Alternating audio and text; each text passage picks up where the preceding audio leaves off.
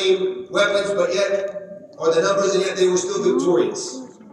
And this shouldn't happen. But it was from Allah subhanahu wa ta'ala who made them victorious during this great battle. So when they were then defeated in the Battle of Uhud, Allah subhanahu wa ta'ala said about that, about how they were feeling inside. They were down. They didn't understand why. What happened? Allah said about this, أَوَلَمَّا أَصَابَتْكُمْ مُصِيبَةٌ قَدْ أَصَبْتُمْ مِثْلَيْهَا قُلْتُمْ أَنَّ هَذَا. That when you suffered the casualties during the Battle of Uhud, although قَدْ أَصَبْتُمْ مِثْلَيْهَا, meaning during the Battle of Badr, that you made your enemy suffer twice that amount. Because how many people died in the Battle of Uhud? 70. And how many people or less than 70, but they had 70 who had been killed during Badr, and they had 70 who had been, or 70 had been killed in Uhud, but they had killed 70 in Badr and 70 prisoners of war. So they had double of that. Yeah, they might have lost 70 now in Uhud, yes, but you have 70 who you killed before and 70 prisoners of war. So you had double that. You had double the amount in both categories. Where is this coming from? Where is this defeat coming from?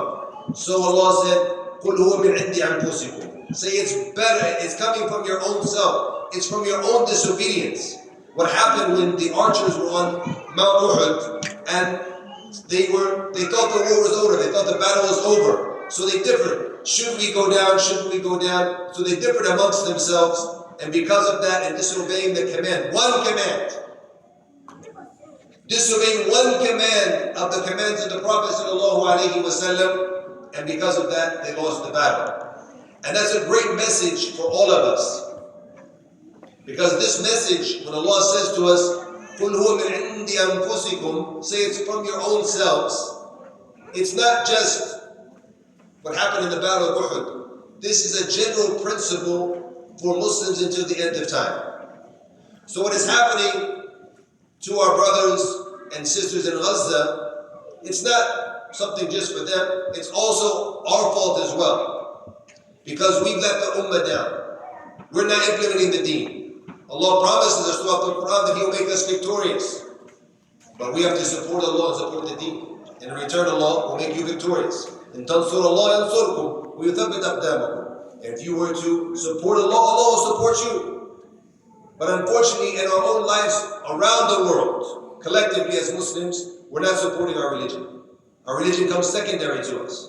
So when the defeat comes, for not just for our brothers, or the problems come just for our brothers, even though militarily, obviously, they're not losing the battle, but what's happening to the civilians, it's a crisis. It's something that, it's because of all of us, a collective type of a straightness of the ummah, of not fulfilling our duties as an ummah. And that's going to be mentioned throughout these ayat in the Quran and Surah Al-Imran. When you look at Surah Al-Imran, it's broken down into two main parts. The first part is from verse 1 to 120. Here Allah subhanahu wa ta'ala talks about how to stay steadfast on the deen and stay away from false ideologies, and then the da'wah, when talking about da'wah to Christians and other religions, as the example when the Prophet sallallahu alaihi wasallam, he sat with the Christians from Najran. So that's from verse 1 to 120. And then you have from verses 121 to the end of the surah to 200. These verses also are showing us how to stay steadfast, how to be victorious as an ummah, but it goes into details as well about the Battle of Uhud and the outcomes of the Battle of Uhud. In these verses, in these ayat, Allah subhanahu wa ta'ala told us in two very powerful ayat. There's another verse in the first part of the surah, verse 13, but I'm talking about after verses 121. Allah gives us two very powerful ayat about how to be victorious. When Allah said, وَمَا النَّصْرُ إِلَّا مِنْ عِنْدِ اللَّهِ الْعَزِيزِ الْحَكِيمِ, in verse 126, that the victory can only come from Allah, Al-Aziz, the exalted in might, Al-Hakim, the all-wise, subhanahu wa ta'ala. A very small ayah, but a very powerful ayah in its meaning, and very precise in its meaning. وَمَا النَّصْرُ إِلَّا مِنْ عِنْدِ اللَّهِ. The victory can only come from Allah. It can't come from anyone else. No matter what you do, how much money you have, how much this or that you have, if you don't have Allah's help, you're not going to be victorious. This is a principle for this ummah. And that's why in the other verse in 160, Allah said, إِيَنْصُرْكُمْ اللَّهُ فَلَا غَالِبَ لَكُمْ. إِيَنْصُرْكُمْ اللَّهُ. If Allah makes you victorious, then no one can defeat you. فَلَا غَالِبَ لَكُمْ. No one can defeat you. But on the contrary, وَإِن يَخْذُلْكُمْ فَمَنْ ذَا الَّذِي يَنْصُرُكُمْ مِنْ بَعْدِهِ. And if Allah doesn't help you, He doesn't assist you, then who can assist you? Who can help you? These ayat are very, very powerful, showing us that the only way to true victory is through Allah subhanahu wa ta'ala. And look at the history of the Arabs and of the Muslims throughout the world. When they have battles that are for Allah subhanahu wa ta'ala, what is the outcome? They're victorious, sooner or later. But when it's because of qawmiyya, because I'm from this tribe or that tribe, or for this or that, things that are other than Allah subhanahu wa ta'ala, you'll see that they always get humiliated. SubhanAllah. That's why Umar ibn Khattab used to say, radiallahu anhu, نحن قوم أعزنا الله بالإسلام فلما ابتغينا العزة في غيره أذلنا الله. That we are a nation, Allah has honored us through Islam. So we look for honor other than Islam, Allah will humiliate us. This is the history of Muslims. In this surah, Allah subhanahu wa ta'ala shows us in different verses the reason for defeat. Why the Muslims were defeated in Uhud, and why they can be defeated throughout history. Once again, when we read these stories in the Quran, it's not just about the story when it happened. It's about what we can reflect, what we can gain, what we can benefit from these stories in ourselves. Can we give my daughter? She read also Quran. She memorized. Allah showed us in verse 152 that one of the main reasons for defeat was the ikhtilaf, the differing that happened between the Sahaba.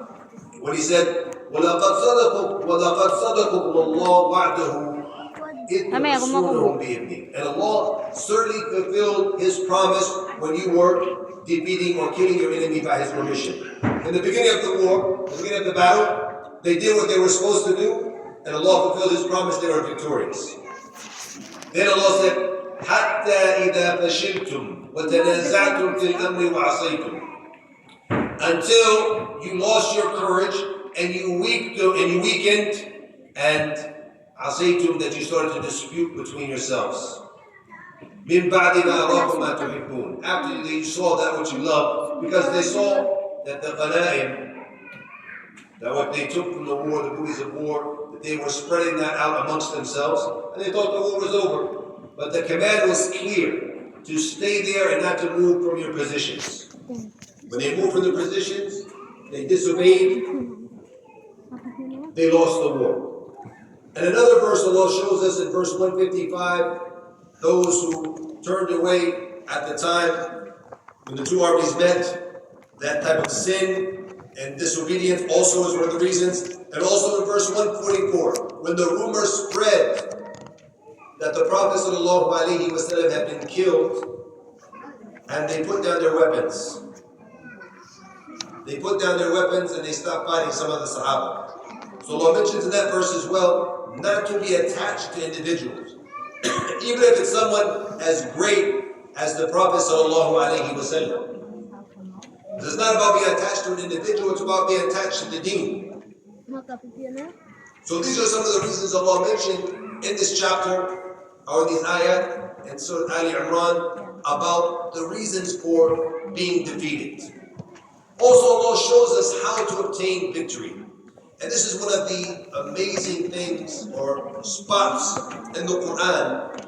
If you look from verses 130 to 136, many people think that actually these verses have nothing to do with the battle of Uhud, because these verses come in the middle.